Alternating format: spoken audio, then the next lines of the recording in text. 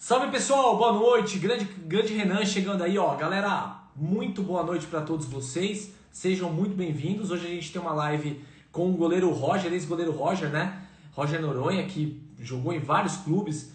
E tem muita história para contar, viu? Tem muita coisa legal aí. Grande Roger! Roger, a gente tem muita coisa para conversar. Primeiro, eu queria te agradecer por ter aceitado o convite do Papo de Goleiro. E é uma honra para mim, que sou goleiro, goleiro amador, goleiro mequetrefe, né? Receber um grande goleiro, né? Para a gente poder conversar. Então, muito obrigado. É isso, Fernando. Pô, o prazer é meu, cara.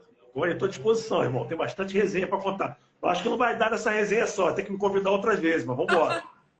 Com certeza. E ó, eu já te adianto que se você escutar um barulho de avião, não se assuste. Eu moro do lado do aeroporto de Congonhas. Aqui o avião é o tempo todo, cara. Mas acho que não vai Então, atrapalhar. então vai ser a minha coisa. Escutar cachorro, gato, carro aqui, porque também tá. Mas quem sabe faz ao vivo. Vamos embora. Tá tudo certo, é isso aí. Ó, a primeira pergunta é aquela pergunta clássica. Eu queria entender por que goleiro? O que te fez ser goleiro, Roger? Ó, Fernando, essa pergunta, assim, é bem pertinente, porque todo mundo fala goleiro é aquele cara que era horrível na linha, né? Para não estragar a pelada, ninguém empurrava ele pro gol. Fala assim, não, vai pro gol, cara, você é muito ruim na linha, vai estragar a pelada, tal, tal. E eu não, cara, eu sempre tive, sempre admirei a posição de goleiro. Não sei se é porque é o único que veste uma camisa diferente, que tem a luva que você escolhe. Não sei por que cargas d'água, né? Igual o pessoal fala. Agora, e naquela época, né, que, pô, eu tô falando isso em aí 82, Copa do Mundo de 82, que eu comecei a entender, porque eu sou de 72, né? Comecei a entender um pouco mais de futebol e valorizavam muito goleiro internacional, né? Na minha época era Schumacher, Dassaev, Só Dinozoff, monstro. Filhol, só monstro. E eu tinha os pôster deles em casa e minha mãe brigava muito comigo, cara, que eu quebrei naquela época, não tinha essa cama box moderna de hoje, né? Aquela cama de estrado, né? Putz, Então, o que eu quebrei de cama da minha mãe, cara, que eu jogava aquela pereca, aquela bolinha na parede, voava em cima da cama dela, chegava lá, tinha 3 ripas daquela quebrada. Aí eu ouvia, ficava de castigo, mas desde moleque mesmo eu sempre fui fissurado, apaixonado pela posição de goleiro, cara. que legal. Cara, você contando isso, eu até arrepiei primeiro pelo nome, os nomes que você falou. Dassaev, o Dinozoff, cara, Schumacher, só goleiraço. Eu já arrepiei por isso. E depois você falando dessa história dos estrados da cama, cara, eu fiz muito isso. Acho que a nossa geração, né, a geração dos anos 70, 80, 90, era uma geração mais feliz, né? Hoje a molecada não tem nem ideia o que é isso aí, É né? verdade, cara. Naquela época, minha mãe eu dei uma falta de sorte, entre aspas, né, que minha mãe era diretora da escola, né, cara? Escola estadual lá na minha cidade, aonde que eu estudava. E minha mãe sabia o dia que eu tinha teste, o dia que eu tinha prova, o dia que eu tinha dever de casa para fazer. Então, às vezes, eu dava aquela escapada. Aí, aqui em São Paulo, o pessoal fala campo de várzea. Na minha cidade, lá, os campinhos de barro lá, o que aparecesse lá, 2 travezinhas já servia para brincar. E minha mãe chegava e falava assim: oh, você não estudou, moleque, saiu o dia inteiro batendo bola fora de casa, vai para casa estudar, não sei o quê. Então não tinha esse. Ela sabia tudo da minha programação toda semanal e eu não tinha como burlar a aula, como o pessoal fala. Né? Muito legal. Roger, aí você começa então no Flamengo, né? Em 1991 você já estava no elenco do Flamengo, era o reserva do Gilmar, e ali eu acho que você já começou a ganhar uma experiência bem bacana, né? Porque o Gilmar já era um monstro, ele tinha acabado de sair do São Paulo e indo para o Flamengo e já entrando num grande time do Flamengo que foi se construindo. Como é que foi essa experiência ali já com o Gilmar? Olha, foi bem bacana, cara. Eu acho que eu tirei um proveito muito grande, cara. Porque cheguei no Flamengo, na realidade, em 1986, né? Ah, 86. Cheguei 86. Eu cheguei como antigamente era infantil, juvenil e júnior, agora é Isso. sub-15, sub-17, No sub-20. Pelado Então Clube. eu cheguei com 13 anos no Flamengo, cara. O Flamengo foi jogar na minha cidade, eu sou do interior do Rio, Cantagalo, uma cidade de 25 mil habitantes, região serrana do Rio. E eu nunca imaginei que eu fosse ter o sonho toda criança tem, mas nunca imaginei que esse sonho fosse se concretizar, né? E a equipe do Flamengo foi jogar na minha cidade, e aquela equipe meia boca, né? Marcelinho Carioca, Djalminha, Júlio Baiano, Nélio, Paulo Nunes, Marquinho, era um time mais ou menos, cara. Meu, E jogamos contra a seleção de Cantagalo, e assim, eu fui no destaque da partida, né, cara? Perdemos de 2-1, mas eu fui um destaque e o Flamengo me convidou para ir para a categoria de base. Então, eu cheguei em 86 e, graças a Deus, cara, fui bicampeão infantil, bicampeão juvenil, bicampeão de júnior, fui para a seleção brasileira amadora, né, cara? Fui vice-campeão do mundo em Portugal. Então, foi um... E depois dali, que eu fui vice-campeão mundial em Portugal, também fui destaque, né? Final foi Brasil e Portugal. E tem... Opa, esquenta não, a ventania aqui. Estou no litoral aqui, a ventania que bateu a porta aqui. Tá tudo certo. E assim, voltei do Mundial sendo um destaque. Na final foi 0-0 o tempo normal, 0-0 prorrogação, fomos para os pênaltis. O time de Portugal, Fernando, isso é uma coisa bem bacana, cara. Quem não foi dessa época não acompanhou, o time português fez uma preparação, cara, com elenco para fazer esses jogadores jogarem junto e se destacar na seleção profissional. E isso aconteceu. Era Figo, Rui Costa, João Pinto, Vitor Bahia e a nossa seleção. E até hoje, no Estádio da Luz em Portugal, tem uma plaquinha que é o maior público de todos os tempos, de toda a história do Estádio da Luz, foi esse jogo, Brasil e Portugal, 127 mil pessoas no Estádio da Luz. Caraca! Então eu peguei uma experiência muito grande com 19 anos, você jogar para 127 mil pessoas. Público de Maracanã, né? De Maracanã. E hoje o Estado da Luz fez igual o Maracanã, reduziu. Então ninguém vai ter esse privilégio de fazer uma partida do Estado da Luz com 127 mil pessoas. Então, assim, passando ao vivo na Globo, 127 mil pessoas, eu com 19 anos, então já tinha... eu conquistei uma bagagem, conquistei uma experiência muito grande. E quando eu voltei para o Flamengo me levou para o profissional, foi onde eu convivi com o Gilmar, cara, que teve aquela fatalidade ainda na final do Brasileiro contra o Botafogo, de cair arquibancada, que também tinha 100 e poucas mil pessoas, 120 mil pessoas no Maracanã. Então, assim, Gilmar me ensinou muito, cara. Gilmar era muito profissional ao extremo. Ele gostava de chegar uma hora antes do treino e pedia para ele ficar chutando bola para ele. E isso aí me levou muito, assim, o profissionalismo fez crescer muito esse meu pensamento profissional, que você tem que ser o primeiro a chegar mesmo, o último a sair. Goleiro sempre foi assim. Então, para mim, foi uma experiência muito grande ter convivido com o Gilmar Rinaldi, cara. Que legal. Cara, e você falou daquele Flamengo com o Nélio, com o Marcelinho Carioca. Eu lembro de uma final São Paulo e Flamengo de 93, que era o Gilmar que tava, né? O Marquinhos só faltou fazer chover, cara. O Marquinhos era um baita jogador. E uma pena que o Marquinhos acabou indo para a Copa de 94, porque eu acho que ele se machucou, né? É verdade, verdade. Aquele time, cara, aquela época o Flamengo ainda tinha muito problema, que eles contratavam muito medalhões, né? Inclusive teve um episódio que fez, inclusive, o Marcelinho sair do Flamengo, foi uma briga que ele teve com o Renato Gaúcho, no Caio Martins, no jogo. Então teve uma desavença. Então, e o Flamengo sempre pesava para o lado dos jogadores mais caros, jogadores mais experientes, e os jogadores da base ficavam meio de lado. Porque se o Flamengo mantivesse essa base, cara, que era Júnior Baiano, Rogério Lourenço, zagueiro, era o Piá, lateral esquerdo, inclusive consagrou o Gaúcho, Marquinho, Fabinho, Djalminha, Marcelinho Carioca, Nélio, Paulo Nunes. Nossa. Então, assim, era um timaço que poderia ter ganhado títulos por vários anos pelo Flamengo, cara. Cara, inacreditável o que você está falando. Não, e assim, até arrepia. Eu sou São Paulino, né? Mas eu gosto de futebol. Eu gosto de futebol. E quando você começa a falar essas coisas, eu recordo o futebol dos anos 90 e do início dos anos 2000. Eu sou muito saudosista. E eu hoje vejo o futebol de hoje, Roger, sinceramente, cara, me dá uma depressão, cara. Porque eu fico vendo o que vocês passaram lá. É inacreditável. Eu bato um papo com o Zete direto, ele me conta umas histórias. Eu juro pra você, eu chorei com uma história do Zete outro dia. História de bastidor. Só pra ele falar, não, porque eu tava falando com o Tele, aí eu tava com você. Cara, a gente não tem mais isso, cara. Acabou, não tem identificação mais do povo com a seleção. O que acontece, cara?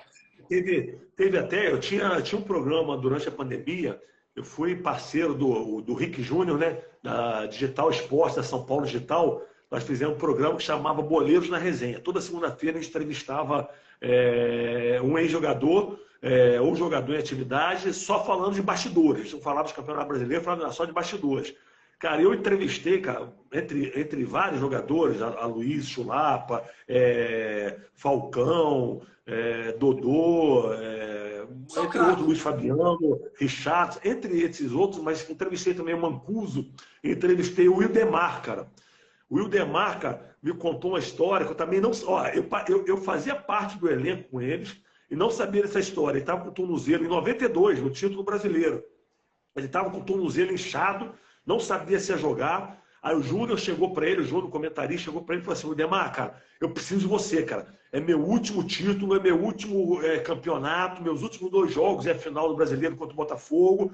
E eu tenho uma segurança quando eu jogo com você, que eu posso atacar, que eu sei que você me cobre na cabeça de área. Eu preciso. Ele falou: Roger, pediu o doutor para fazer uma infiltração do meu tornozelo. Eu fui pro jogo e a geral, tinha mais de 120 mil pessoas. Eu vi aquele pessoal na geral, que o Maracanã tinha geral. E o pessoal gritando. Eu sabia que aquele torcedor flamenguista, cara, às vezes ele ia para o estádio Maracanã, cara, saía de Nova Iguaçu, São João do Meriti, Baixada Fluminense, só com dinheiro da passagem, às vezes sem dinheiro para tomar uma água, e eu tinha que correr por eles, cara, que às vezes deixava de comprar um leite para o filho para poder assistir a gente no Maracanã, cara. Então, assim, são histórias, essa identificação que você está falando, que a gente tinha com torcedor, com jogador, que a gente... Isso não tem mais, cara. Futebol está com muito mimimi. A molecada hoje quer chegar no profissional, não para fazer história do clube, mas para poder fazer sua independência financeira. Só visa dinheiro, dinheiro, dinheiro. Porque, sinceramente, Fernando, eu acho que é uma consequência, cara. A partir do momento que você chega no profissional do São Paulo, profissional do Corinthians, e que você consegue se destacar, ganhar títulos, se destacar, fazer um campeonato bom, naturalmente, cara, vão ver time do exterior para te comprar, ou se não vier para te comprar e o clube quiser te segurar, mas você vai fazer um contrato maravilhoso. Então, a parte financeira, cara, é consequência do que você vai produzir, do que você vai fazer, cara. Então, você tem que pensar em produzir, você tem que pensar em fazer história, que, sem dúvida nenhuma, você automaticamente você vai ganhar dinheiro com isso. Não, perfeito o que você está falando. E o que você acha que falta para isso hoje? Porque assim, a gente percebe que hoje a molecada está muito... É uma perda do caramba. Eu entro sempre como jornalista nos estádios, eu vejo os moleques passam pela zona mista com fone de ouvido, não olham para ninguém. Cara, eu acompanhei o São Paulo quando estava Ricardo Rocha e Raí ainda ali na diretoria. Eles paravam para cumprimentar todo mundo. E os moleques que vinham da base, jogadores, passavam, nem olhavam para ninguém, sabe? O que está faltando? Está faltando alguém gerenciar melhor esses moleques? Esses empresários de hoje estão acabando com o futebol? Qual é a sua opinião em relação a isso? Olha, eu acho assim, dois fatores e... Pode soltar aí. Eu acho 2 fatores importantíssimos, cara.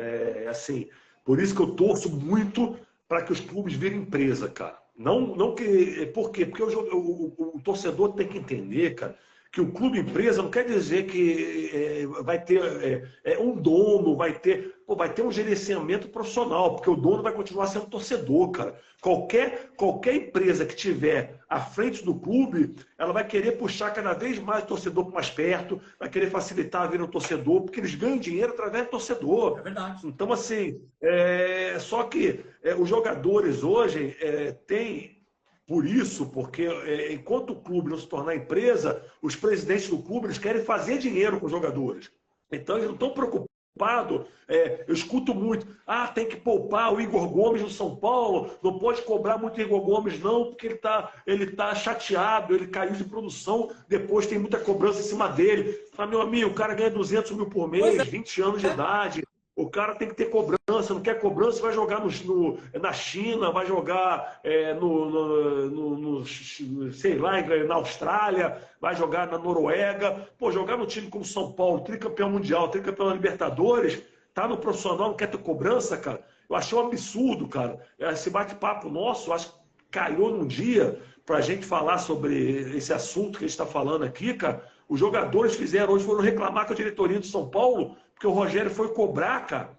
O Nestor foi cobrar. Pô, cara, tem que ter cobrança. Eu já vi o Lugano, cara, pegar o Tardelli pelo colarinho, na época que ele estava começando, e falar assim, eu tirei, que ele ia meter a porrada no Tardelli. Fala, porra, moleque, na noite você é um leão, dentro de campo você é um gatinho, cara, porra, não sei o quê, tá? E não tinha esse negócio, não vou jogar, não tem... Cara, o treinador não pode mais cobrar o jogador vai reclamar com o diretor, cara. Então, acho que a diretoria está estragando o jogador, Porque vê que o jogador tem potencial, vê que o jogador é promissor e fica com medo do jogador pedir para sair, ir embora. Pô, cara, pediu para sair, vem outro, cara. Agora não pode ficar passando a mão na cabeça do jogador, tratando o jogador como se fosse um bibelô. Não vai ter jeito, cara. Vai acontecer o que está acontecendo. É um cúmulo o treinador não poder cobrar uma eliminação de um campeonato paulista, o treinador, independente da maneira de cobrar. O Leão tinha a maneira dele, o Paulo Tuori já tinha outra maneira, era mais. Cara, cada treinador tem sua característica. Independente da característica, o jogador está ali, é empregado do público, tem que aceitar a cobrança. Não quer cobrança, ganha os jogos, seja campeão, não dê motivo para cobrança, que aí você não vai ser cobrado. Pô. Exatamente. Bom, vamos falar de outras coisas aqui, ó, porque a gente tem uma. Você você teve 82 jogos pelo Flamengo. Como é que foi a tua estreia como titular? Olha, esse papo é muito. Essa pergunta é muito, muito engraçada, cara.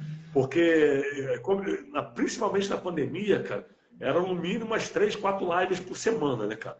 E eu dei uma live para o cara lá de João Pessoa e eu falei para ele assim: não, pô, minha estreia no profissional foi contra o Caburé na Copa do Brasil com o Vanderlei Luxemburgo. Aí eu falei: não, peraí, minto. Minha estreia foi contra o Corinthians no Morumbi.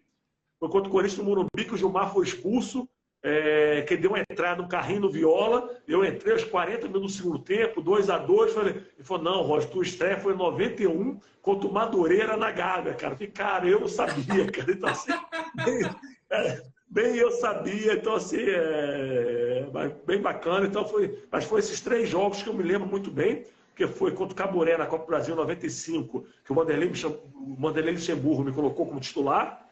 92 eu lembro que foi essa estreia que foi maravilhosa contra o Corinthians, que eu fiz 2 defesas no final, evitando o gol do Viola. E ele me lembrou desse jogo, depois fui pesquisar. Graças a Deus hoje nós temos nosso amigo Google, que ele responde todas as nossas perguntas, né? Aí eu achei esse jogo, então foi uma coisa bem bacana, que foi uma estreia bem bacana também, cara. Nós ganhamos de 3-1. Legal. Eu tinha citado aquele jogo São Paulo e Flamengo da Supercopa, lá no Comembol, uma coisa assim.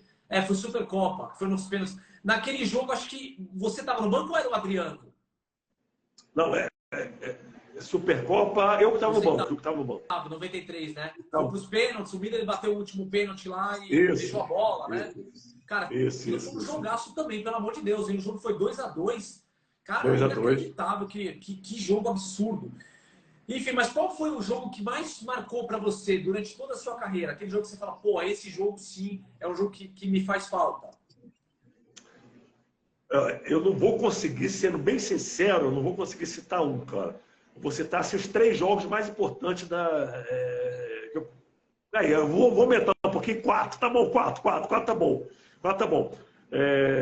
Sem dúvida nenhuma. Um dos mais importantes foi em 96, campeão invicto contra o Vasco, no título carioca. Por quê? Porque a gente sofreu aquela derrota no gol de barriga do Renato, do Ayrton. Vou esclarecer isso, você me antecipou. Eu brigo com todo mundo, falo: nunca tomei gol de barriga do Renato, porque na súmula tá gol do Ailton. Então, foi gol do Ailton. Mas, para mim, era meu primeiro ano como titular do Flamengo. Eu era o mais novo do elenco e eu sofri aquele gol. Fui o último a sair do Maracanã. Na minha cabeça passaram várias coisas. Pô, será que eu não vou ter outra oportunidade? Será que eu perdi a confiança da torcida? Será que eu vou ter outra chance? Então, em 96, quando eu fui campeão invicto, goleiro menos vazado da competição, para mim foi uma volta por cima assim, sensacional, importantíssimo. O segundo foi assim que eu cheguei no São Paulo em 97. São Paulo me comprou em 97. Sim. E eu disputei a final da Supercopa, cara, contra o River Plate no Monumental de Nunes, que eu peguei o pênalti de Francesco, cara, que se tivesse VAR, nós seríamos campeões, porque anularam um gol nosso legítimo. Eu fiquei pé da vida, cara. Roubaram o São Paulo na cara dura. O São Paulo foi garfado naquele jogo. Garfado. E o Francesco, foi o último jogo do Francesco. O Francesco saiu abraçado comigo de campo. Falou: você foi o segundo goleiro a pegar um pênalti na minha carreira. Então só perdeu 2 pênaltis, um nome do goleiro e outro lá.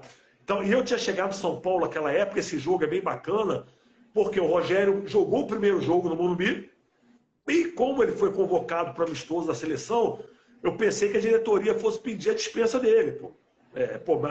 Em vez dele ir para a seleção, jogar a final contra. E a diretoria de São Paulo, não, cara, você foi contratado para isso, cara. Você foi contratado para jogar porque a gente confia em você.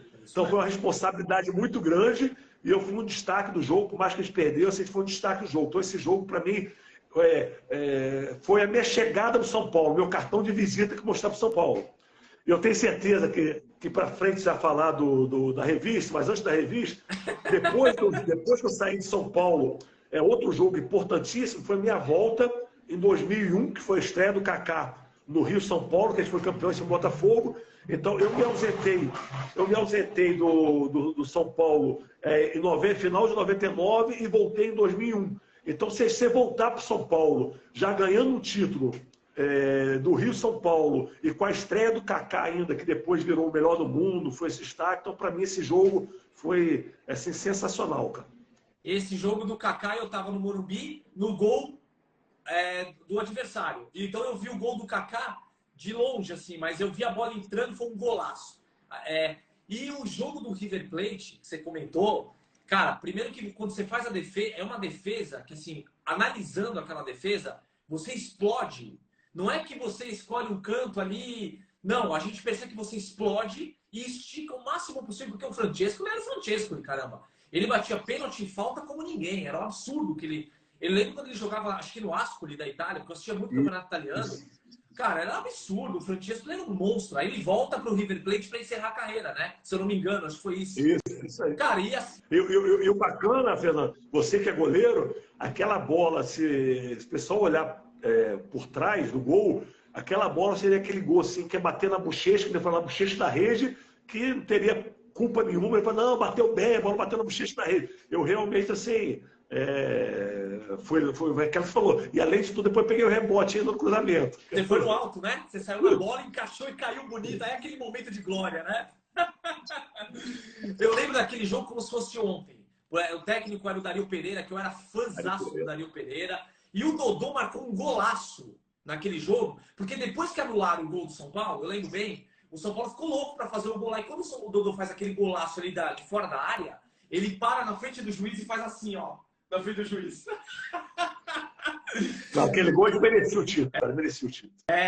Não, foi um jogaço. Agora, voltando um pouquinho ainda lá para Flamengo, aquele jogo da final contra o Fluminense, do gol do Ayrton, que não foi o gol do Renato Gaúcho na súmula, foram os dois primeiros gols. Na verdade, o segundo gol foi uma bola que chutaram de longe e você rebateu ela. É uma bola difícil. Isso. Eu queria saber, hoje, com certeza, iam te encher um saco na internet falando que você rebateu a bola para frente. Mas a gente que é goleiro, a gente sabe que é uma bola difícil, que ela vem, a sua visão me parecia que não estava 100% ali, porque tinha gente na frente. Quando ela chega em você, ela faz uma curva e caindo. Então você reage do jeito que dá. Como é que você analisa esse gol? Você acha que teria feito algo diferente? Ou aquilo foi realmente o que deu para fazer na hora? Não, é bem interessante isso que eu comento muito sobre goleiros, né, cara? E eu falo o seguinte, naquele jogo, primeiro que eu estava com o dedo luxado. Então eu cortei a luva, cortei os últimos 2 dedos da luva, engessei meu dedo, Caramba! Joguei com o dedo entrado. Aí quando começou a chover, cara, não é a bola de hoje, a bola tá pesada, a bola tá muito pesada e com chuva. E eu falo hoje, cara, você pega o goleiro, que eu acho um goleiro, um excepcional goleiro, que é o Everson do Atlético, mas hoje a maioria dos goleiros, cara, naquela época, o treinador de goleiro, ele exigia que a gente tentasse segurar a bola. Hoje não. Hoje você vê goleiro chutando, socando a bola em cima do goleiro. Nós vamos chegar nesse ponto. Goleiro de manchete, o Everson, é o goleiro que eu mais vi dar manchete na minha vida. Rogério Ceni, na época dele, quando ele fazia uma defesa de manchete, todo mundo criticava ele. Pô, o Rogério parecia um jogador de vôlei, manchete. Hoje virou comum, cara. Hoje você tem um gramado excelente, você tem a bola excelente, você tem a luva cada vez mais testada, mais aprovada. Tem luva para chuva, luva para sol, luva para grama sintética, luva para... E hoje em dia os goleiros quase não seguram a bola, cara. Rebate tudo. Então, se fosse hoje, o que eu faria diferente seria isso. Daria uma manchete na bola, jogar a bola para lateral, só que naquela época você treinava para segurar a bola. Então isso pode ter sido uma coisa que eu não faria hoje. Muito legal você falar isso, porque assim, durante o auge da pandemia, eu cheguei a fazer 34 lives seguidas, assim, de segunda a domingo, sem parar. com vários goleiros dos profissionais que estão jogando na Série A e tal. Então foi bem bacana. E com todos eu cheguei nesse ponto. Por que os goleiros hoje espalmam tanto, né? E aí a gente foi entender que hoje os treinamentos nos clubes, os caras não exigem tanto isso como você falou. E eu treino na academia do Zete, como você sabe. E lá, o lema do Zete é: o goleiro tem que fazer a defesa segura. Ou seja, tentar segurar o máximo possível de bolas. Tanto que, assim, eu me cobro muito nos meus jogos, nas peladas, nos campeonatos que eu participo aí, de tentar segurar a bola. E a gente não vê mais isso, cara. É uma coisa que... Não entendo. Por isso que eu sou fã do Tafarel, cara. O Tafarel é exatamente o que você falou. Era um goleiro que você não via mas raramente, é um goleiro que sempre tentava segurar a bola, fazia a defesa, sempre ficava com ela. Não inventava muito, não era espalhafatoso, era um goleiro seguro que não tentava inventar. E fazia se posicionava bem, né? Bem posicionado, exatamente isso. Por isso que ele não fazia essas pontes, já fez uma ponte, não, ele estava sempre bem posicionado, cara. Só que hoje, e o que eu falo, Fernando, na realidade, cara, depois da Copa do Mundo, principalmente, cara, eu acho que a vida de goleiro, ela foi muito facilitada, cara, porque começou a ter refletor, que tem que ter, o refletor é obrigado para você jogar na primeira divisão, você ter aquela iluminação característica, você tem o gramado tem que estar perfeito, a bola perfeita, a luva cada vez mais aprimorando cada vez mais. Então, assim, eu acho que hoje, antigamente, a gente ia para o jogo, a gente entrava em campo, eu gostava de aquecer no campo, eu ficava olhando os montinhos artilheiros que a gente fala, aquecer, mas, cara, tem que ter cuidado se a bola quicar aqui, se a bola quicar aqui. Então você entrava em campo e não, ou eu vou antecipar, ou eu vou recuar para ela quicar e vir no meu... Cara, eu tomei uma falha, depois eu vou contar sobre isso, tomei uma falha contra o Juventude, lá em Caxias do Sul, exatamente em relação a isso. A bola quicou na frente, eu não sabia se eu antecipava para encaixar, ou se eu recuava para ela bater no montinho e eu tentar pegar em cima. Então, frações de segundo, tomei o gol. Se fosse hoje, cara, pô, você pode parar que a bola vem em cima de você, porque a bola bate, não tem montinho artilheiro, não tem nada, ela bater ali, você encaixa com boa naturalidade. Se o cara chutar de fora da área, a bola vem rentinha ao chão, é só você deitar e esperar a bola chegar, cara, que a bola vai chegar ali retinha, cara. Então, hoje, pô, tá louco, é muito mais fácil, cara. Por isso que eu vivo dizendo que os goleiros da tua geração aí, que eu sou fãzaço, né, não adianta. O Zete, pra mim, foi o maior goleiro que eu vi jogar. Eu sou alucinado. Sempre fui fã do cara e hoje o cara é meu amigo. São as ironias da vida, né? E a gente conversa muito, cara. E aí é o que eu falo. Os goleiros, vocês, se estivessem jogando nos campos... Eu lembro a Vila Belmiro. A Vila Belmiro era horrível. Era horrível pra jogar. Duro, campo duro, seco, horrível. Com barro, lembra? No meio ali barro. tinha barro. Hoje os caras têm um tapetinho, tudo bonitinho, é tudo tanto que parou essa. Onde o goleiro pisa no ice grama. Hoje não tem mais isso, tá vendo? Tudo gramadinho. Exatamente. Não, fora o lugar onde os caras treinam. Porque vocês pegavam aí os campinhos ruins para treinar também. Esses caras. Pode falar. É o que você falou, cara. Falou assim, pô, na época do Flamengo, cara, a gente alugava campo para treinar fora. Vargem Grande, Cabo Sul, Xerém. Não tinha centro de treinamento. Então você pegava alguns campos, era Gávea ali, de vez no meio do campeonato, o campo já estava horrível, era complicado, era complicado. Não, é isso que eu fico tentando entender o que acontece com os goleiros de hoje, exceto alguns, né? A gente tem bons goleiros, o Everson do Galo, como você falou, o Everton do Palmeiras também acho um excelente goleiro, né? Mas tem goleiros que eu não entendo, bola fácil, bola de segurança, que você espalma, você devolve a bola para o seu adversário, para aumentar a chance do adversário fazer gol. Enfim, pelo menos lá no Zete a gente treina para segurar a bola. E o Zete está fazendo um trabalho legal agora no São Paulo. Fizeram um caderno metodológico lá e eles estão treinando os goleiros da base para serem goleiros de defesas firmes. Isso eu acho legal. Espero que o Zete tenha sossego e tranquilidade para botar o trabalho dele lá, porque deve ter gente chata pra caramba também lá, que não quer o sistema, não quer que mude o sistema, né? Politicagem de clube, deve ter, com certeza deve ter. Mas tomara que crie bons goleiros aí de defesas firmes. E você, Roger, era um goleiro extremamente técnico, lembro muito disso. Muito técnico. E eu sou fã, eu acho que o brasileiro é técnico, né? O goleiro brasileiro ainda é um dos mais técnicos do mundo. Como que era o treinamento na sua época? Lá de Flamengo, depois, acho que no São Paulo você pegou o Rojas, né? Foi isso? Como treinador? Peguei o Rojas, peguei o Heraldo, peguei alguns treinadores. O Rojas, eu falo que tudo é a base, né, cara? Eu tive a sorte, a oportunidade de, com 15 anos, ter minha primeira convocação para a seleção. Então, a seleção, você ficava na Granja Comari, você aprimorava muito. O treinador de goleiro era Chico Serra, que era meu treinador, que era do Ernesto Paulo. É um cara que, assim, me ensinou muito essa exigência que você falou em termos de segurar a bola, porque o goleiro, cara, ele tem que ter capacidade de reação, cara. Você treina, você tem que treinar sempre para o mais difícil. É igual que o Vanderlei Luxemburgo falava nos jogos. Mas, cara, independente se você vai pegar um time de Série B, de Série C, você tem que entrar em campo pensando que você vai enfrentar um leão. Se aparecer um gatinho, ótimo, que eu estou preparado para o leão. Então você vai entrar em campo para você fazer o mais difícil. Campo ruim, chovendo, a bola pesada, você vai entrar para tentar segurar a bola. Você viu que não dá para segurar a bola, você vai para o plano B, aí você já espalma, você coloca para fora. Mas o primeiro pensamento, você não pode entrar em campo e o cara vai chutar lá de fora, o cara tem uma falta intermediária. O cara vai bater, você está pensando aqui, não, a bola vai vir, eu vou rebater. Pô, a bola vai vir, eu vou rebater? Não, a bola vai vir, eu vou segurar. Se ela desvia no meio do caminho, ou se ela bate no montinho, aí sim eu vou pensar no outro plano. Então, eu acho isso muito importante. Então, eu dei a sorte de pegar até o Cantarelli como treinador de goleiro também no Flamengo.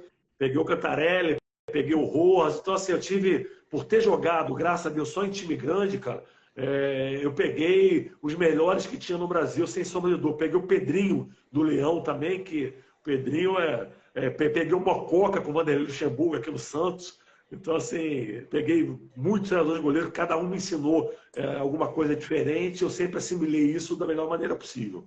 Legal. Cara, eu acho que assim, se o Rogério Ceni não tivesse sido tão fominha como a gente fala aí, eu acho que você teria sido um baita de um goleiro titular do São Paulo, cara. Porque você tinha um perfil, né? O São Paulo sempre foi um clube de excelentes goleiros e não é à toa que eles foram atrás de você, né? Mas o Rogério Ceni era difícil largar o osso, né? Mas você foi o goleiro que mais substituiu ele. Não sei se você sabe disso. De todos os goleiros que foram reserva no São Paulo, você foi o cara que mais jogou, mais fez jogos ali como titular. Ah, não sabia. Não, mas uma coisa interessante que eu até brinquei, que eu fui no Camarote dos Ídolos, no jogo contra a Copa do Brasil, no primeiro jogo, no Morumbi, São Paulo e Flamengo, e no camarote eu brinquei lá, no intervalo lá, me passaram a palavra, né? E eu falei assim, cara, ó, Rogério Ceni tinha que ter pedido à diretoria para não deixar eu sair ir para o Santos em 2005, porque depois que eu saí do Santos, ele não foi mais convocado para a seleção brasileira. A partir de 2006, ele não voltou para a seleção mais. Então, enquanto que eu estava no São Paulo, ele era convocado direto, e eu falo que eu fui o único reserva dele, que tive o privilégio de jogar 3 finais como titular do São Paulo. Acho que nenhum goleiro jogou uma final como titular, nem o Bosco, nenhum goleiro jogou uma final como titular. Então eu joguei 3 finais de campeonato como titular do São Paulo, cara. Então isso aí é um privilégio. Tem gente que fica em clubes, até clubes grandes, que passa pelo clube e não joga uma final, porque o time não chega na final. Pô, eu tive o privilégio, mesmo na reserva, de disputar 3 finais como titular, pô. Eu tenho um pôster aqui, eu devia ter resgatado. Tem um pôster com você, campeão. Foi o Rio São Paulo, né?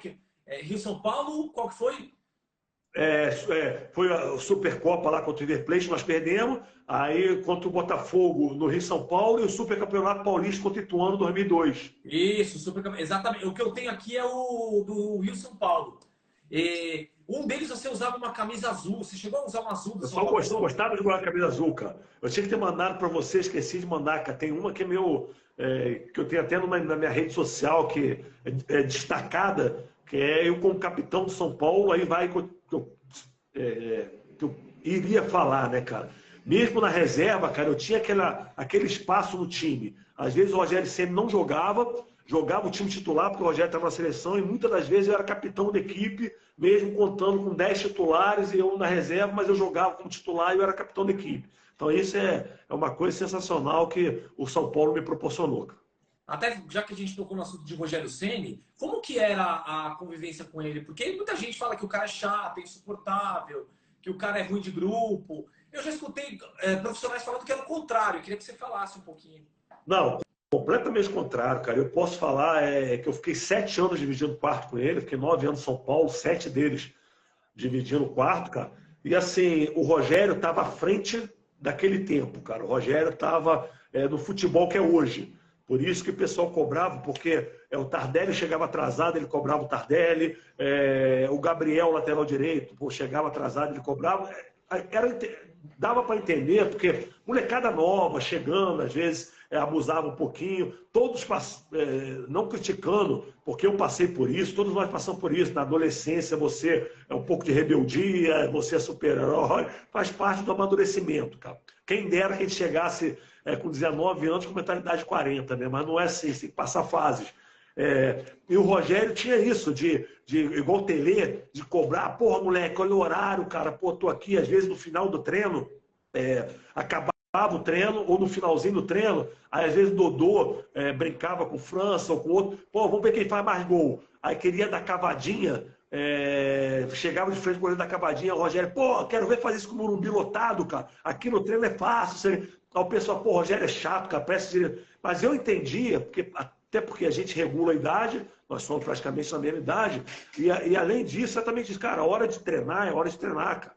Acabou o treino, olha, o treinador foi embora, vamos ficar aqui para brincar de chutar a bola no travessão, vamos brincar de fazer mais gol no Roger e tal, depois do treinamento. Mas aquele momento de treinamento, cara, é você se dedicar ao máximo, fazer tudo da melhor maneira possível, porque durante o jogo isso faz a diferença na hora do jogo. Então o Rogério tinha essa cobrança que a maioria dos jogadores entendia como, pô, parece que quer mandar no time, parece treinador, parece diretor. Então eu entendi isso como naturalidade. E os jogadores que aproveitaram disso, dessa cobrança, para amadurecer, para treinar mais sério, para fazer a coisa direito, tenho certeza que aprendeu muito com o Rogério Ceni, cara. Legal, legal. Cara, tem uma passagem aqui legal. Eu fui uma vez assistir um treino de São Paulo, porque antigamente tinha isso, né? Abriu para torcedor assistir treinos lá no CT, era muito legal. Hoje não tem mais isso. Hoje é um monte de frescura, enfim. Mas eu fui assistir um dia de semana normal, chovendo pra cacete, uma chuva aqui em São Paulo. Peguei o metrô, era moleque, peguei o metrô, fui eu, meu irmão e 2 amigos. Aí a gente assistiu o treino, só que vocês não treinaram naquele campo principal ali do CT. Foi no campo de trás. A gente ficou vendo o jogo lá, acontecendo e tal. Ah, tá. No terceiro campo. No terceiro, exatamente. Aí acabou o treino, alguns jogadores foram lá para dar autógrafo pro público, né? E você foi um deles. E aí eu lembro que nessa época eu tava. Foi 90 ou 99, acho isso. Ou 98 ou 99. E eu treinava numa escolinha de futebol que tinha aqui no bairro da Aclimação. Aí eu cheguei, você tava lá dando autógrafo, eu fui lá com um papelzinho pingando água, tava chovendo pra caramba. Não, Roger, pô, cara, eu sou goleiro, cara. Você não pode me dar a sua luva? Que negócio de pedir luva, né? Hoje a galera pede aqui no canal luva. Pô, você não pode me dar a sua luva? Você tava com a luva no calção, né? E aí eu vi que você tava dando autógrafo, você não falou nada, aí eu peguei meu autógrafo, já tinha até desencanado, aí você me levantou, ô, vem cá. Tó, você pegou e passou no meio da grade a luva lá, eu peguei, eu não acreditei, falei, cara, eu sou goleiro também, eu não acreditei, falei, puta, não acredito. E a mão era muito maior que a minha, né? Mas eu falei, que se lasque, eu vou jogar com essa luva aqui. Cara, eu juro pra você, a luva, eu fiz essa luva durar mais de um ano. E ela tava com costurado aqui, acho que você tinha costurado ela no meio do dedo. A palma era branca, até vou falar a marca, tudo bem, a Poker que me desculpe, mas era uma luva da Sport preta com a palma branca e com costurado. Eu só jogava a Poker me desculpa, mas eu só jogava com a. Ô, Poker, mas se quiser aqui, eu tô batendo as bolinhas também, joguei aqui no jogo desse tempo. Também eu tô aí, cara. Que número na época usa, Roger? Eu, 10. Eu vou te mandar 10 uma luva. Eu vou te mandar uma luva que é da Poker, que é a luva modelo papo de goleiro, que eles fizeram pro nosso canal. Vou te mandar. Depois eu pego os. Que legal, vou cobrar. Você vai devolver a gentileza de anos atrás. Vou te dar. Dessa vez. Não, legal. Inclusive, quando eu fui jogar o Legends em 2019, porque eu até ensaiei a mandar uma mensagem para Poker, só que eu joguei com a luva até que o Volpe mandou para mim, que ele estava sendo patrocinado pela Adidas, ele mandou a luva para mim. Aí eu nem voltei a ensaiar, falar com a Poker, que eu ia entrar em contato com a Poker, porque eu já recebi um presente, eu achei sensacional a luva, pô, espetacular, porque o material é todo importado, é todo bem da Alemanha, tem, pô, sensacional a luva, cara. Você vai gostar da Poker, eu vou te mandar uma bem legal, e se você quiser eu te coloco em contato com eles também, viu? Se você quiser. Não, legal, porque, por exemplo, aqui eu joguei aqui em Caraguatatuba, teve o Jogo das Estrelas, que a gente jogou, o Amaral, o timezinho meia boca, foi o Amaral, Edilson, Leandro Guerreiro, Júnior lateral esquerdo, Pavãozinho. A gente jogou aqui, fizemos bonito aqui, cara. Time mais ou menos, né?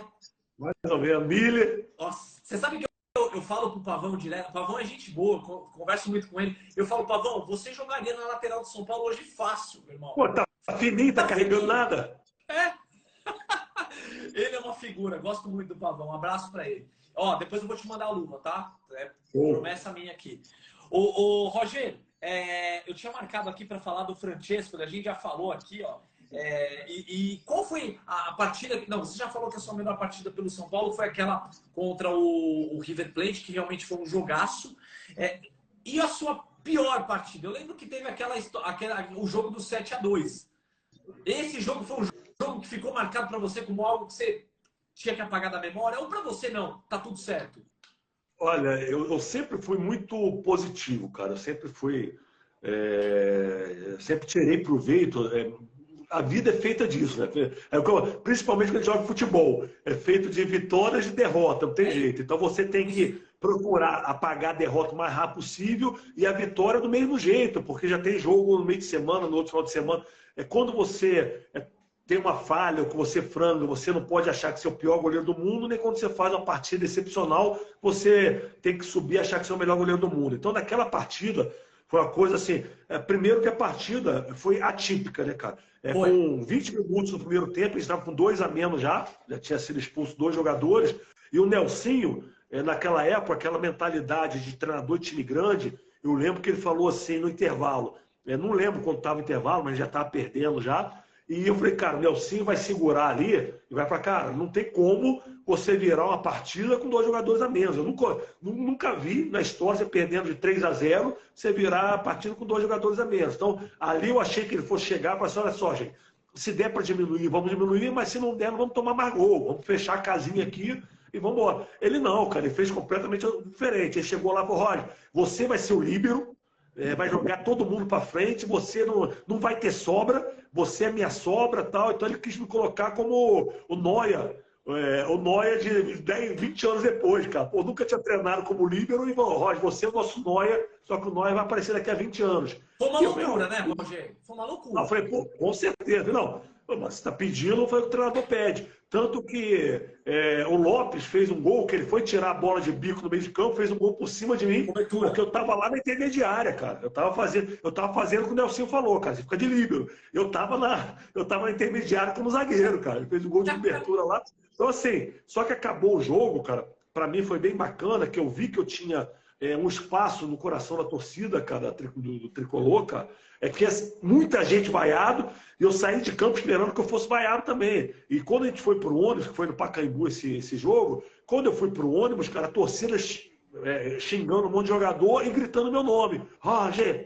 Caraca, que legal, cara. Quer dizer, pô, eu ainda tenho ainda que credibilidade com a torcida, cara, que ela viu assim que eu não tive falha grotesca em nenhum dos gols, cara. Então isso foi bem bacana, assim, eu tirei como proveito, assim, eu vi isso como positivo, essa credibilidade que eu tinha com a torcida. Isso aí foi bem bacana. Cara, e que eu te falei, era legal de te ver jogar, de verdade, sem puxa-saquismo nenhum, porque você era muito técnico, era bonito ver, eu gosto de ver goleiro técnico. Então era legal pra caramba, eu adorava. E aquela final, pô, o meu irmão acho que acabou de entrar na live aqui, ele vai lembrar. A gente tava na final do Rio São Paulo, né? E a gente assistiu e eu falava pra ele, meu, o Roger pega muito. E todo mundo falava, eu lembro que a galera comentava, cara, o Rogério sempre pode sair tranquilo, tá tudo certo, tem o Roger, que é um cara que pega demais. E, bom, eu já conhecia, porque eu acompanho o goleiro desde os meus 5 anos de idade, pra você ter uma ideia, eu já gostava.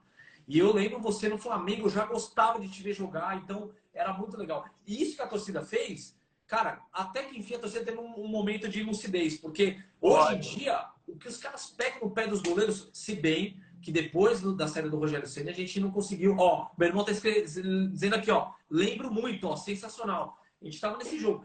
E hoje, eu não sei o que acontece, eu queria até te perguntar isso. Como é que você enxerga hoje o pós-Rogério Ceni do São Paulo? Porque nenhum goleiro consegue se firmar, cara. Por quê? É a sombra do Rogério lá? Fernando, só vou voltar um pouquinho do que você comentou. Claro. Aí. Assim, uma coisa bem bacana que o Rogério Ceni, depois que ele que ele parou, que ele se aposentou, o André Pirraus foi lá em casa do SBN fazer uma matéria, né? Que o Rogério Ceni falou que ele só foi o Rogério Ceni porque ele tinha muitas reservas do mesmo nível que fazia com que ele nunca se acomodasse na posição. Elevava, né? Exatamente. Treino. Inclusive, eu só tive uma DR, isso daqui é um spoiler de bastidores. Inclusive, eu tive só uma DR com o Rogério, de 9 anos de convivência, que você vai lembrar desse jogo, como bom São Paulino, você vai lembrar desse jogo, que o Rogério Ceni, ele disse que se machucou, né, que sentiu na véspera do coletivo, na sexta-feira, e a gente estava com tabu de não ganhar o Corinthians no Morumbi uns 2, 3 anos, cara. Aí, pô, ele, Roger, pô, sentiu o tornozelo. Eu falei, cara, mas você tá sentindo o tornozelo tem mais de um ano já, pô, não sei o quê e tal. Mas tudo bem, vamos embora, vamos pro jogo. Aí começou o jogo, cara, o Anderson, de cabeça, fez 1-0 na saída no gol ali, na saída do vestiário. Aí eu falei, cara, não é possível que a gente vai perder pra essa galinhada. Oh, desculpa, mas tudo bem. Eu pensei que ia perder essa galinhada de novo.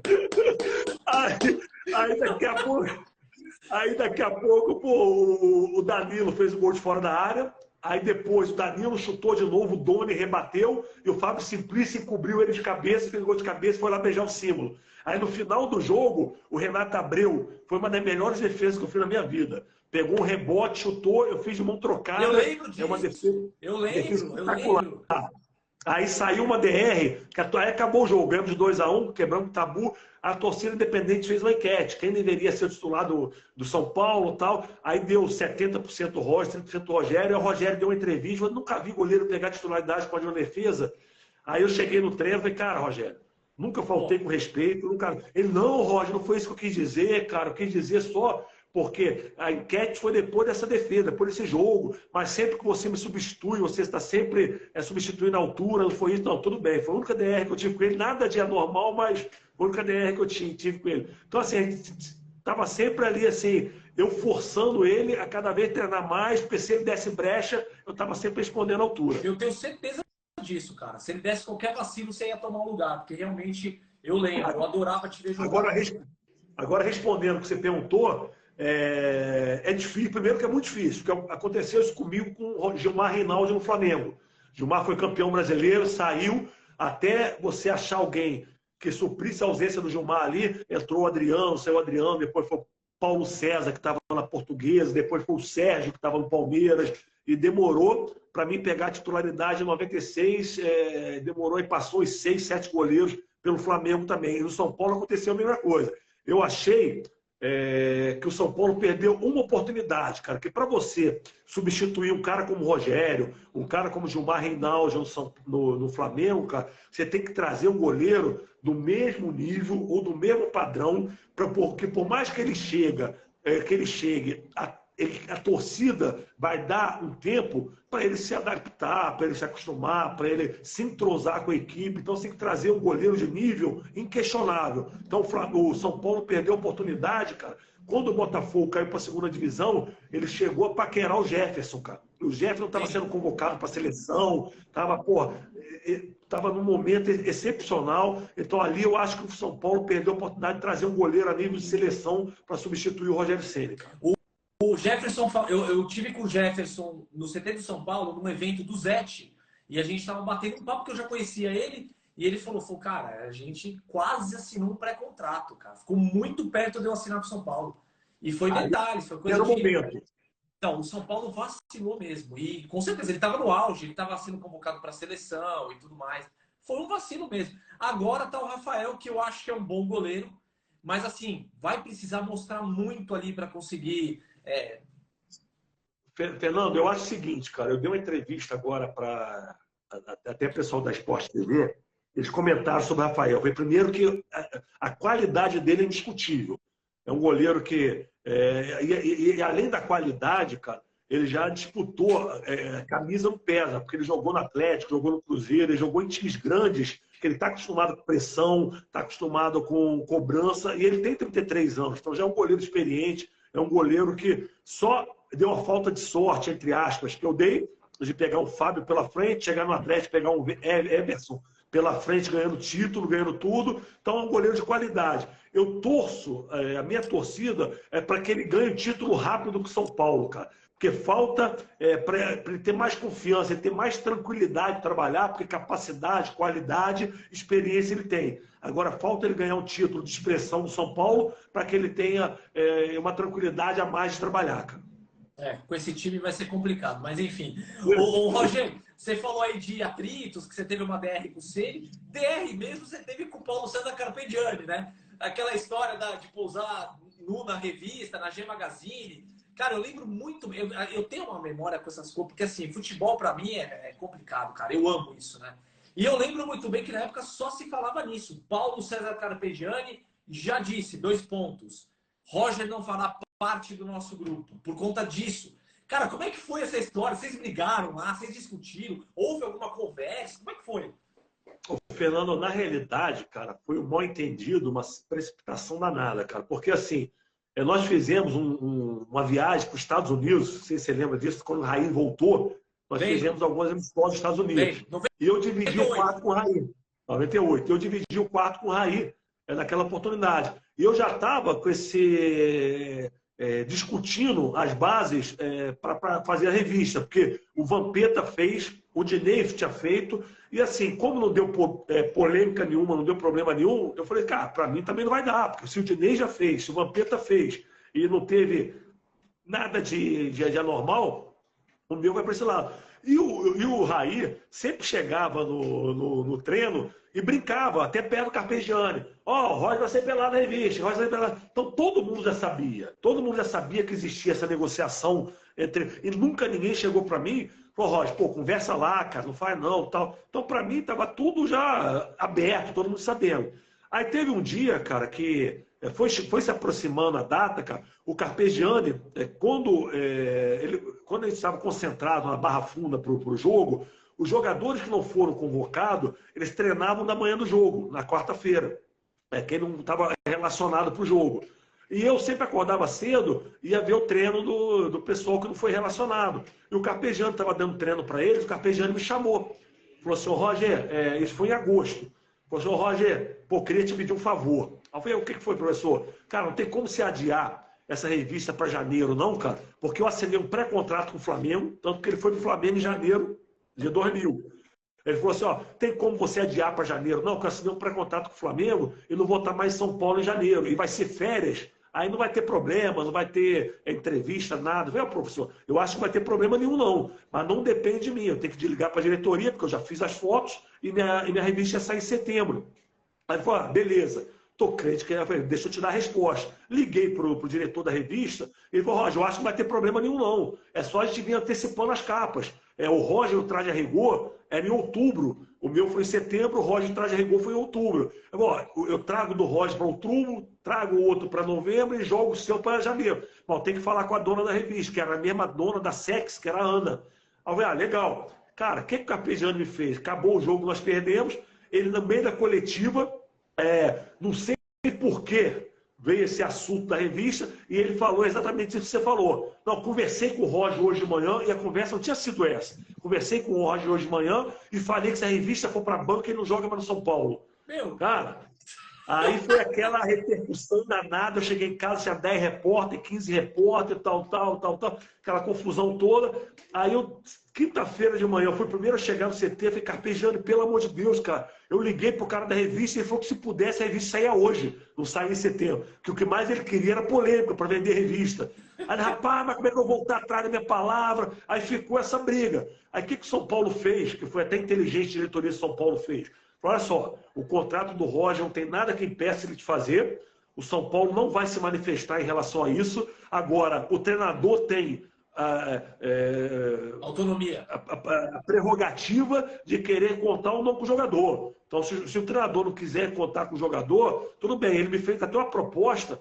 Falou, Roger, eu te coloco treinar separado, depois de 15 dias eu te reintegro. Eu falei, não, professor, eu não fiz nada de errado, cara. Tanto que o São Paulo está não se manifestando, cara. Você pode não querer eu aqui, mas eu não fiz nada de errado, não vou treinar separado. Tal. Aí, assim, eu pedi a diretoria de São Paulo, eu pedi para ir emprestado para Vitória da Bahia, para acabar o Campeonato Brasileiro pelo Vitória, Aí a diretoria de São Paulo falou, Roger, eu acho melhor, vai, depois você volta. Aí eu fui para Vitória da Bahia, disputei o restante do campeonato, depois fui para Portuguesa em 2000, substituí o Ronaldo Giovanelli. O Ronaldo estava lá, eu fui substituir ele, fiz o Campeonato Brasileiro excepcional, cara, ganhamos do Flamengo no Canindé, gol do Enio de falta. Aí o São Paulo em janeiro me trouxe de volta, foi quando eu ganhei o Rio São Paulo na volta minha, logo no primeiro semestre de 2001. Que legal. Cara, você vê que coisa absurda. E o Paulo Carpegiani era um baita treinador, né? Ele era só ganhou em 92 o Mundial, mas era um bom treinador. Corneta do cara.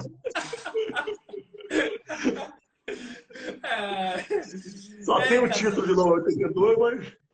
Ô, Roger, e aí, cara, depois você foi pro Santos, e no Santos tudo dizia que você seria lá o titular, e aí os caras pegam e contratam o Fábio Costa, né? Aí, pô, como é que foi isso pra você? Não, foi uma outra... por isso que eu falo, cara, eu sou muito assim... Eu falo que o que não aconteceu na minha vida, seja ela política, futebol, que não aconteceu porque foi livramento, cara. Porque eu tenho um Deus muito minucioso, muito maravilhoso, cara. E assim, estava tudo certo me apresentar no Santos em 1º de janeiro. Aí depois o Marcelo Portugal viu que meu contrato com São Paulo é só dia 30 de janeiro e não queria me liberar para me apresentar dia 1º de janeiro no Santos, cara.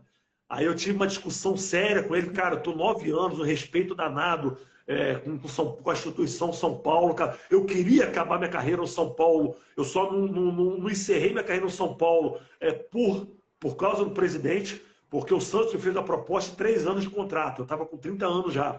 E eu falei para o São Paulo, falei, cara, eu abro mão da luva, eu abro mão, só quero reajuste salarial, abro mão da luva, agora eu quero um contrato de 3 anos. Aí ele, não, a partir de 30 anos eu só faço contrato anual. Mas eu falei, cara, mas eu não Portugal Gouveia falou isso? Eu falei, cara, eu não quero, eu não posso trocar uma estabilidade, cara, pô, de 3 anos de contrato, já com uma idade, por amor, cara. Eu não vivo só de amor, tem família para sustentar, tem minha vida e tal. Então, assim, e foi o melhor passo que eu dei, porque 1 ano de Santos eu operei hernia de disco. Se fosse o São Paulo com 1 ano de contrato, ele podia ter recuperado e mandado embora. Então eu tive uma estabilidade de 3 anos.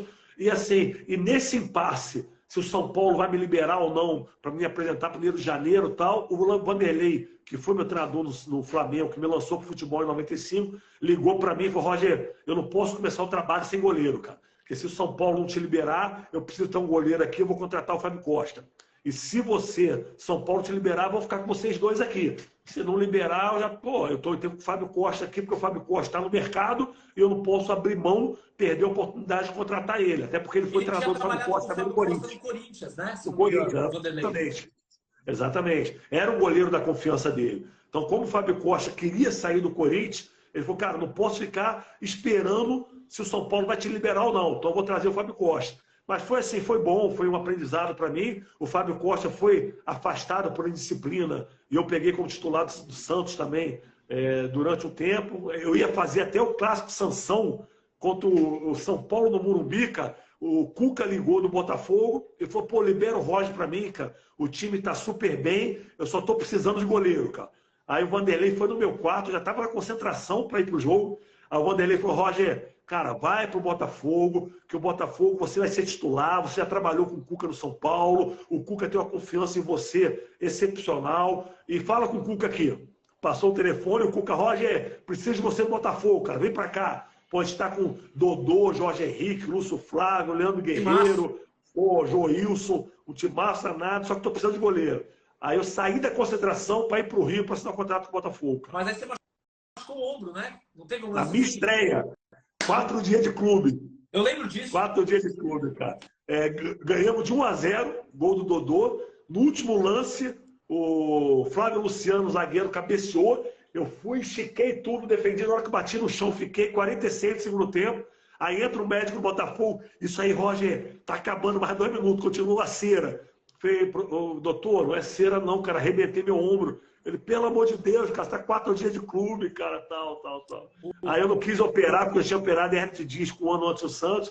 Aí eu falei assim, olha, o corpo já tá dando sinal que eu cheguei no meu limite, cheguei, pô, 2 cirurgias em 2 anos, é hora de parar. E meu sonho sempre foi entrar na política, porque goleiro é meio maluco, né, cara? Então, Goleiro é goleiro e maluco. político, é porque eu sou doido, meu goleiro e político tem que ser doido de pedra.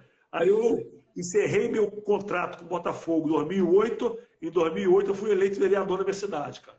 Legal. Mas, ó, deixa eu te fazer uma pergunta. Teu ombro e tua hérnia, tá tudo bem aí agora? A hérnia tá, cara. O ombro foi a maior burrice que eu fiz na minha carreira inteira, que eu tinha que ter operado o ombro, que eu estava com 36 anos ainda, podia ter. Porque você operar, o pessoal que está aí nos assistindo aí na live sabe disso, no nosso bate-papo. Você fazer uma operação sem você ser um atleta profissional, aquela recuperação ali de 6 meses, 3 fisioterapia por semana, é mais tranquilo. Você num clube grande, você com fisioterapeuta à tua disposição, cara, com médico à tua disposição, você faz tratamento de manhã, de tarde, de noite, você faz fortalecimento. Então, uma operação que tinha um prazo ali de 6 meses, 7 meses para recuperar, você em 3, 4 meses já está jogando de volta. Verdade. E em alto nível, cara. Então, até hoje eu sinto dor, até hoje eu sofro, ainda mais quando chega no inverno, porque eu tenho uma subluxação, eu tenho tendinite, tendinose. Então, eu tinha que ter operado. Por mais que eu não ficasse no futebol, mas pelo menos eu teria uma vida melhor do que eu tenho hoje, cara, em relação. Mas eu tô te fazendo essa pergunta porque eu quero saber se você vai fazer um treino com a gente lá na Fechando Gol quando você estiver aqui em São Paulo. Olha, é o que eu te falei, cara. Eu, modéstia à parte falando, eu nunca tinha jogado na areia. Nunca tinha jogado na areia. Aí eles me ligaram, falaram assim, Roger, pô, você vai estar em Caraguá, cara, vem participar aqui. Tem um jogo dos artistas, que foi num domingo, e o jogo das estrelas foi na quarta. Cara, eu fiz 2 treinos na areia. Aí o cara aqui que me treinou aqui, que é o Léo Bota, aqui, o cara sensacional, ele tem uma escolinha de futebol aqui em Caraguatatuba. Ele, cara, você pega demais, cara, tal. Aí fui pro jogo, cara, encontrei até com o cara que estava me assistindo, que foi para arquibancada assistindo. Pô, mas você que estava no jogo, cara, você pegou demais, cara, não sei o quê, tal. Então, assim, pelo menos os comentários que teve, que eu ainda dá um caldo bom ainda, cara. Então tá combinadíssimo. A hora que você estiver aqui em São Paulo, por favor, não esquece de me avisar pra gente marcar isso, hein? Vamos ver se a Só gente não faz o chutar na bet. esquerda, eu brinco. Eu brinco, é só não chutar na esquerda, chuta só na direita. Boa, boa. Ó, a gente está quase encerrando, até para não tomar muito seu tempo, mas eu queria só que você contasse algum bastidor do Legends, ali com o Muricy. Cara, vazaram uns vídeos aí, o Muricy xingando os caras. Como é que foi, cara, ali? Foi daquele jeito mesmo? Não, já começou assim, né, cara? Eu cheguei, foi no domingo o jogo, eu cheguei no sábado e fui lá pro restaurante no Morumbi almoçar com o Lugano, com o Fabão, com o Richardson, almoçar com o Aloysio lá. Pessoal, chegamos lá para almoçar, o Aloysio já foi tomar o Danone dele, o Lugano mais elitizado foi tomar o vinhozinho dele, tal. Meu filho sentado do meu lado, aí daqui a pouco me chega o pessoal do Borussia Dortmund, do Bayern de Munique, para almoçar no mesmo restaurante que a gente estava, né? Aí entraram, todo uniformizado, todo mundo magrinho, todo mundo fininho. Aí sentaram para pedir o almoço lá, esperar ser servido o almoço. Aí os jogadores, água mineral, o outro põe água com gás, outro refrigerante zero. Meu filho, para me incentivar, olhou para mim e falou: puta pai, amanhã você tá fudido, hein, cara? Porra! Caralho, filho, porra! Só que a gente sempre dá incentivo, mas o melhor tá por vir. Aí almoçamos, ficamos até um pouco mais tarde, alugando. E goleiro é muito. Eu tomando meu Guaraná zero, sempre depois do jogo. Esse eu acho que é um grande, você que é goleiro, cara, é um grande diferencial, né, cara? Eu acho que a gente se cobra demais, cara. Minha esposa não gosta que eu participe de alguns jogos, campeonato longo, Copa do Brasil, ela não gosta. Que ela fala, cara, você se cobra demais, cara. O pessoal sabe que você tem 50 anos, sabe que você já não é mais aquele. Cara, mas eu tenho que trabalhar, eu tenho que treinar, eu tenho que me dedicar. E eu tomando meu Guaraná ali, falei, tudo bem. Aí chegou de tarde para de noite, o Lugano. Roger, vai ter um shopping pra gente lá lá em Cotia, porque os 2 clubes ficaram lá em Cotia. Vai ter um pagodinho lá, se você quiser aí, que vai receber os jogadores que estão vindo da Alemanha. Aí eu falei, não, vou para casa, me concentrar, preparar para o jogo e tal. Aí nós montamos um grupo no WhatsApp do pessoal do Legends. Aí o Lugano me chega lá e fala assim, galera, galera, amanhã nós estamos fodidos amanhã, os caras estão treinando, que a gente não deu um treino, né? Amanhã estamos fodidos, os caras chegaram da Alemanha, foram almoçar, voltaram aqui, estão fazendo jogada ensaiada, estão treinando falta, amanhã estão fodidos, estão fodidos. Aí o Muricy, aquela delicadeza toda dele, né? Pô, Lano, ô Josué, menino, estão ouvindo, fudido, caraca, porra, nós vamos estar no Morumbi, porra, vai tomar no cu, é casa nossa, tá no meio dos caras aí que, porra, não ganha essa porra, não sei o que, tal, tal. Aí, então, valeu, professor, e assim não teve jeito, começou o jogo, Josué, o mineiro, dando da cadela pra cima lá e fomos embora, cara, tal. Mas o Muricy é um figuraço, cara. Aí ganhamos o jogo ali, ganhamos o torneio ali. Fudido, caralho, vamos arrebentar. O Muricy Você é foda. viu o vídeo, um dos vídeos do Muricy aí, né? Bordão todo com o nariz, todo Quebrado. torto, com o nariz quebrado. Para de frescura, Bordão, não tem nada aí não, cara, vamos jogar, porra. Pronto o narizinho aí, pronto o narizinho, porra. E o Bordão continuou o jogo, né? Ele Continuou. Ah, não vai continuar, não. O Mujica é foda, o Mujica é foda. Ô, Rogério, olhando um pouquinho aí para a seleção brasileira hoje nós temos aí, vamos falar dos últimos goleiros que foram, né? Everton, Alisson e Ederson. Seriam esses três os seus goleiros para a seleção brasileira hoje, neste momento? Olha, eu acho assim que foram os três goleiros assim, que foram convocados pelo momento, cara. Pô, os caras, pelo momento, pela sua história, pela sua. Pô, os caras que se destacaram na Europa, cara, goleiro primeiro, que antigamente era pouco valorizado. Estou falando de 15 anos atrás. Eram poucos goleiros brasileiros que jogavam na Europa. Júlio César, Elton, que era do Vasco. Você contava no dedo os goleiros que se foram para fora. Hoje em dia se tornou muito mais valorizado o goleiro brasileiro. E a história do Alisson, pô, campeão de Champions League, campeão de tudo, eleito o melhor goleiro da Europa. Cara, então eu acho que assim, pegaram muito pesado com ele, cara, na Copa do Mundo. Porque cobraram de pegar pênalti, cara. Pô, obrigação é dos caras fazerem o pênalti. O goleiro tá ali, pegar, lógico, mas obrigação do cara fazer. Exatamente. O goleiro tá ali, se puder ajudar, se puder pegar, o cara bateu mal, tudo bem. Então não, cara. Então ali, eu acho que o menos culpado ali, a minha opinião, sinceramente, como goleiro, foi o Alisson. Ali o problema foi do Tite, que não teve comando, que o Fred estava querendo atacar.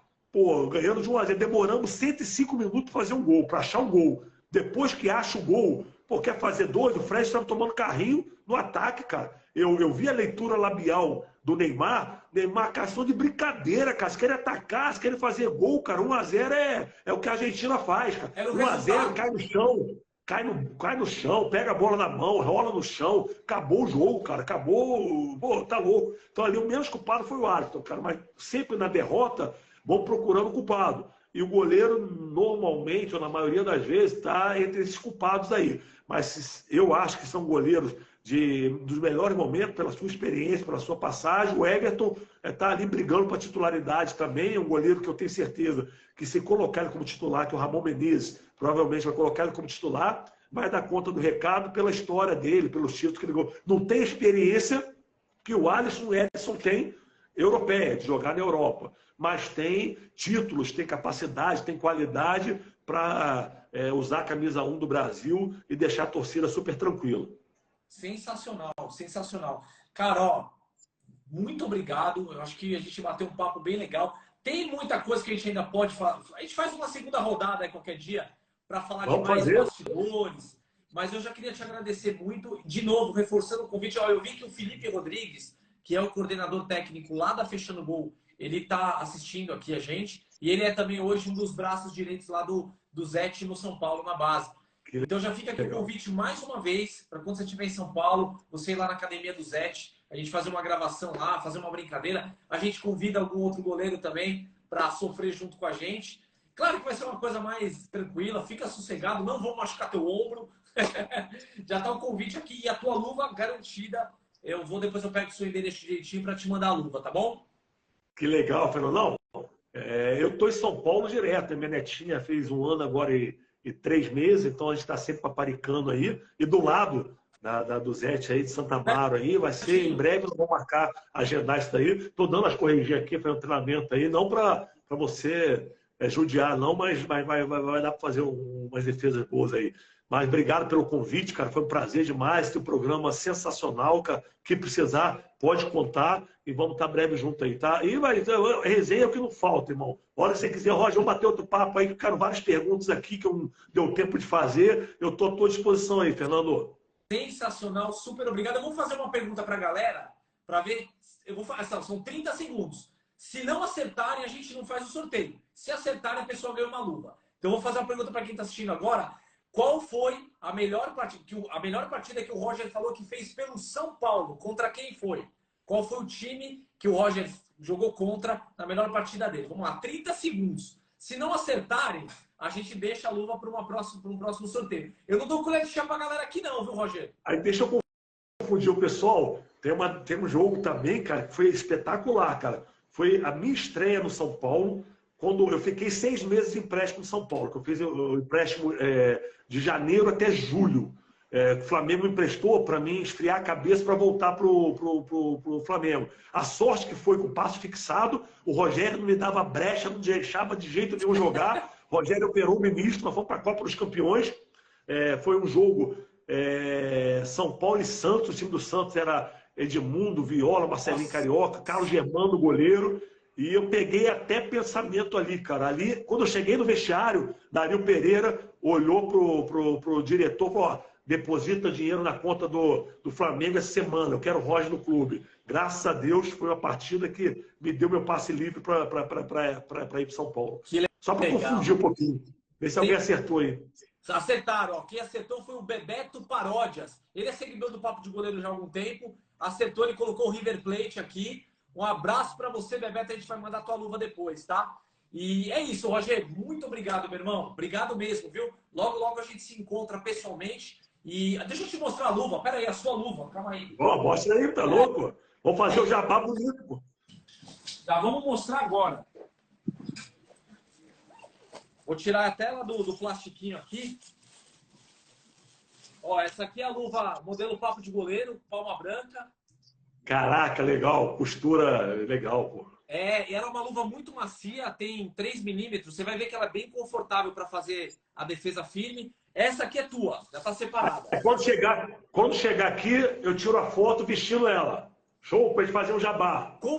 Combinadíssimo, você vai me ajudar muito. Tá fechado, combinado.